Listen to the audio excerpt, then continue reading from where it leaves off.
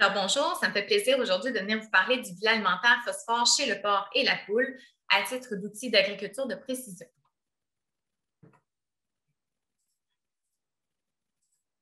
Donc, qu'est-ce que le bilan alimentaire?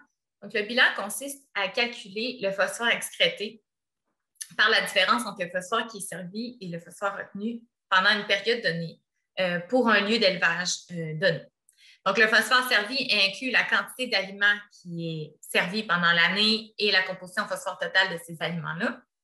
Et on dédie le phosphore retenu, qui est le gain de poids de ces animaux-là, et la rétention en phosphore en grammes de phosphore par kilo de gain ou par kilo d'œuf, ce qui nous donne le phosphore excrété. Donc, pourquoi adresser le phosphore plus spécifiquement? Donc, comme plusieurs le savent, tous les producteurs doivent avoir un bilan de phosphore qui est équilibré au Québec. Donc, c'est-à-dire qu'ils doivent avoir la capacité d'épandre tout le phosphore qu'ils produisent au courant d'une année. Actuellement, pour estimer la quantité de phosphore qui est produite, il y a deux méthodes d'autoriser pour les éleveurs. Donc, soit la caractérisation des effluents, donc vraiment d'aller échantillonner le fumier, qui est une méthode exigeante selon une méthode très précise, ou encore utiliser les valeurs de référence du CRAC, qui est une option plus simple, qui est une valeur par tête d'animaux, mais les valeurs ont été majorées de 20 afin de s'assurer de ne pas sous-estimer les rejets. Le bilan alimentaire a donc été proposé comme une alternative et de cela a découlé des projets de recherche pour démontrer la validité de cette méthode-là. Donc, plus spécifiquement, on a un projet chez le porc et chez la poule et la poulette qui ont été développés, qui ont été réalisés dans les dernières années. Donc, les objectifs de ces projets-là visaient tout d'abord à valider les facteurs de rétention dans le contexte québécois.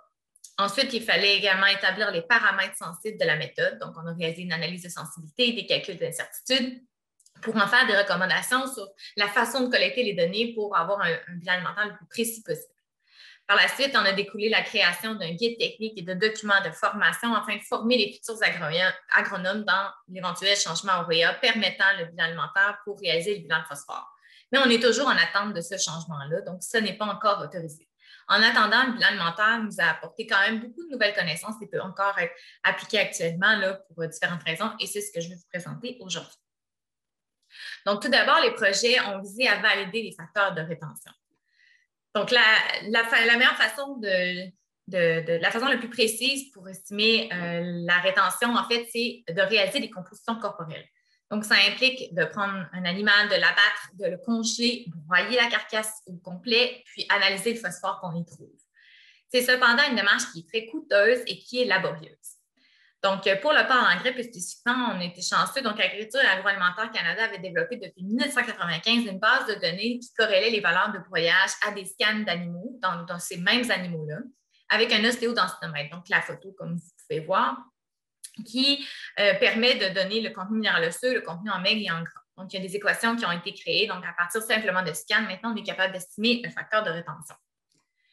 Donc, c'est ce qui a été fait. C'est ce dont on a utilisé pour le porc en engrais, mais on a également validé le facteur de rétention pour toutes les autres catégories d'élevage, puis je vais revenir, mais je vais vous montrer un peu la démarche qui a été réalisée plus spécifiquement pour le porc en engrais. Donc, comme je mentionne, on avait déjà la base de données, on pouvait seulement faire des scans. Mais on souhaitait quand même avoir une image de la rétention globale au Québec. Donc, d'aller chercher des animaux entiers était peut-être un peu laborieux. Donc, on a développé la méthode qui utilise seulement les têtes. Donc, la première étape a été de valider s'il existait une belle corrélation entre la tête et le corps entier. Donc, effectivement, on a pu démontrer qu'il y avait une très, très forte corrélation entre la densité minérale osseuse du corps entier et la densité minérale osseuse de la tête. Donc, il y a un R carré de 94 %. Donc, ces données-là étaient basées sur aussi des anciens essais là, qui avaient été réalisés. Donc, par la suite, nous, ce qu'on a fait dans un deuxième temps, c'est qu'on est allé collecter les fameuses têtes, 425 têtes plus précisément, dans 6 abattoirs différents et à 2 moments dans l'année, ce qui nous a permis de valider que la moyenne de la rétention en phosphore corporel des porcs en engrais au Québec était de 5,1 g de phosphore par kilo de grain. Donc, comme je le mentionne, on a validé ces rétentions-là dans les différents types d'élevage des projets de recherche. Donc, chez le porc, on a 4 types d'animaux. Donc, le porc en engrais, le porcellus pouponnière, le porcellus sur la mer et la truie. Et du côté de la poule, on avait la poulette, la poule pondeuse et l'œuf, évidemment. Donc, on a les données de la littérature qui étaient de 5,3 g de phosphore par kilo de gain pour le porc, donc pour toutes les catégories d'élevage porc. Du côté de la poulette et de la poule, on était à 4,8 qui était basé sur des valeurs de poulet de chair et l'œuf, on était à 2,15. Donc, on a revu dans le cadre de nos projets ce facteur de rétention-là dans le contexte québécois. Puis, nous, on a abaissé à 5,1 g de phosphore par kilo de gain, soit par la technique des têtes pour le porc en engrais. On a dû aller vers les broyages pour le porcelet pouponnière et le porcelet sous la mer parce qu'on n'avait pas de base de données. Du côté de la truie, les broyages de truie est très laborieux, donc on est allé plus de façon théorique. Ensuite, pour ce qui est de la poulette et de la poule pondeuse, encore une fois, on a passé vers des broyages, mais on a aussi en parallèle scanné les poules pour développer également la base de données, pareil comme ce qui a été réalisé chez Agriculture Canada. Puis pour l'œuf, même chose, on a aussi fait des broyages, puis développé aussi des équations en parallèle. Donc, dans le cadre des projets de recherche, on a aussi réalisé évidemment des bilans alimentaires et ça nous a mené à certaines premières constatations que je vais vous présenter. Donc, tout d'abord, en regardant les performances moyennes d'un engraissement d'une pouponnière et d'un élevage de naisseurs, on a regardé quel était le coefficient de rétention en phosphore global de l'élevage. Donc, c'est la proportion du phosphore qui est retenu par rapport à ce qui est servi. Donc, chaque disque que vous voyez ici représente tout le phosphore qui est servi en moyenne dans ces types d'élevage-là. La portion orange, c'est ce qui est retenu et la portion en bleu, c'est ce qui est excrété. Donc, ce qu'on observe pour un engraissement, c'est qu'au prorata, il va retenir environ 40 % de ce qui est servi. Donc, 60 % de ce qui est servi est excrété. Du côté de la pouponnière, c'est l'inverse. Il va retenir 60 %, donc beaucoup plus efficace à retenir le phosphore qui est servi. Puis du côté de la truie, du naisseur, et bien là, on est vraiment dans une forte excrétion, donc à 80 jusqu'à 90 % pour certains élevages que j'ai réalisés d'excrétion, dans le fond, de tout le phosphore qui est servi. Il y en a seulement 10, 15 à 20 % qui va être retenu par ces élevages-là. Ensuite, du côté des poules, bien, on est aussi un peu comme la situation du naisseur. Donc, on est vraiment dans un élevage où la rétention est plutôt faible. On est autour de 25 % de rétention du côté de la poulette, puis autour de 20 % là, du côté de la production d'œufs de consommation.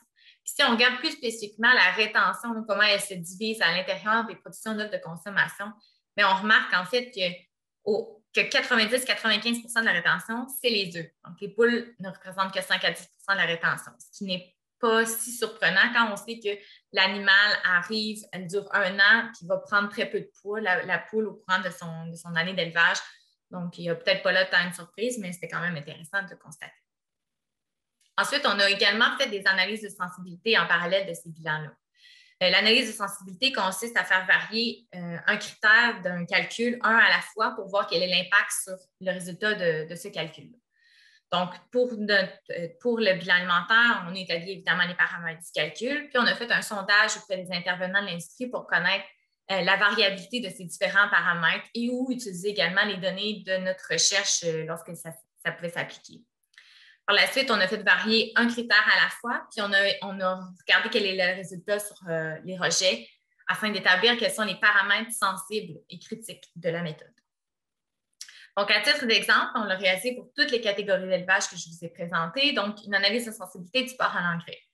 Donc, ce que vous voyez, les premiers critères du haut du tableau sont ceux qui servent à établir le phosphore retenu, puis le critère en bas, c'est ce qui sert à établir le phosphore servi. Donc, on voit qu'on a seulement 2 paramètres pour le phosphore servi, qui est la quantité d'aliment qui est servi et la composition en phosphore totale de l'aliment. Donc, on a les données moyennes d'une ferme. Donc, on a un exemple type. Ensuite, la troisième colonne, c'est la variation qui a été établie. La dernière colonne nous présente comment a été établie la variation, en fait, soit par la consultation auprès de l'industrie ou des données du projet, etc. Puis, on voit là dans l'impact de la variation sur les résultats du bilan, donc min-max. Donc, ce qu'on peut voir, c'est entre autres, si on va à la composition phosphore totale de l'aliment, avec une variation de 10 %. Donc, on voit qu'on fait varier, que ce critère-là peut faire varier à plus ou moins 12 % là, les rejets. Là. Donc, c'est un critère qui est très sensible. Donc, c'est le constat qu'on en a fait suite au bilan alimentaire et aux analyses de sensibilité. Bien, le premier constat, et c'est d'autant plus vrai pour les élevages où la rétention est faible, soit les poulettes, la poule pondeuse, les naisseurs, la composition phosphore des aliments est vraiment le critère le plus important qui fait le plus varier le bilan alimentaire. Donc, il faut être le plus précis possible sur cette valeur-là.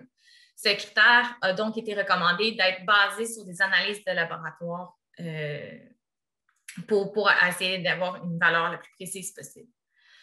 Deuxième constat, les élevages de reproduction, donc comme je mentionne, les poulettes, les productions d'œufs de consommation, les élevages porcins de type naisseur ont des coefficients de rétention en phosphore qui sont très faibles. Donc, il y a beaucoup d'excrétions au prorata de ce qui est servi. Il y en a très peu qui est retenu par les élevages. Donc, on s'est questionné suite à ça. Ça m'a amené à des projets de recherche, puis je vais revenir là-dessus. Mais c'était un des constats aussi forts qu'on avait remarqué. Ensuite, le bilan alimentaire, c'est aussi un outil diagnostique de performance. Donc, en quoi? Donc, tout d'abord, admettons, on fait un bilan alimentaire pour un élevage en particulier, c'est d'établir quel est son coefficient de rétention. Donc, la quantité de retenue sur ce qui est servi, donc ce que je vous mentionnais tout à l'heure, et tenter le plus possible de se rapprocher du coefficient de rétention maximal. Donc, dans le cadre des projets de recherche, on a établi les coefficients de rétention maximale par type d'élevage. Donc, c'est l'optimum qu'on peut venir à avoir là, pour un élevage qui est très efficace, qui a optimisé au maximum ses niveaux de phosphore dans ses aliments. Donc, lorsqu'un agronome réalise un bilan alimentaire, regarde le coefficient de rétention. Par exemple, il le trouve un peu faible par rapport au maximum de coefficient par type d'élevage. Donc, il peut se questionner. Donc, pourquoi est-ce qu'on ne pourrait pas améliorer ce coefficient de rétention? Tout d'abord, il peut regarder au niveau quelle est la teneur en phosphore total des aliments. Est-ce qu'on peut travailler sur ce critère-là? Est-ce que la quantité d'aliments par porc est plus élevée que la moyenne? Donc, est-ce qu'il y aurait du gaspillage? Est-ce que ça serait causé par le type d'auge qui est utilisé? Est-ce que les performances des porcs étaient plus faibles que la moyenne des troupeaux? Donc, est-ce que c'est une question de génétique? Est-ce qu'on a eu un problème de santé au courant de l'année? Est-ce que c'est une question de régie d'élevage? Donc, c'est toutes les questions qu'on peut se poser pour essayer d'améliorer le bilan. Donc, non seulement le bilan alimentaire pourrait ultimement améliorer le bilan phosphore par l'analyse de ces différents critères-là, mais ça peut également découler en de meilleures performances de croissance des porcs, se répercutant en potentiel impact économique. Donc, ça devient vraiment un outil qui est complet, donc qui ne vient pas juste donner le phosphore, mais qui vient aussi amener une critique au niveau des performances. Ce que la caractérisation, qui ne regarde que le fumier ou le lisier, ou les valeurs de référence qui n'utilisent qu'une valeur théorique, donc qui ne considère pas du tout les paramètres de l'élevage, ne permettent pas de faire. Donc, en conclusion, bien que le changement réglementaire est grandement attendu par les éleveurs québécois, le bilan demeure un outil qui est utile non seulement pour la recherche, mais aussi pour les éleveurs. Donc, pour la recherche, ça nous a permis de développer des méthodes de validation des facteurs de rétention, mais aussi d'orienter des besoins de recherche. Donc, comme je le mentionne, suite aux projets de recherche que je vous présente aujourd'hui, il y a des projets de recherche pour revoir le besoin en phosphore de la truie, de la poule et de la poulette qui en ont découlé. Au niveau des éleveurs, le bilan alimentaire peut permettre de cibler les critères de performance à améliorer. Puis aussi, ça a permis de promouvoir l'importance de bien connaître les apports en phosphore là, dans leurs aliments. Bref, le bilan alimentaire est donc un outil d'agriculture de précision car il permet une analyse individualisée de chaque élevage, même à chaque paramètre, en plus d'avoir identifié des pistes de recherche. Merci.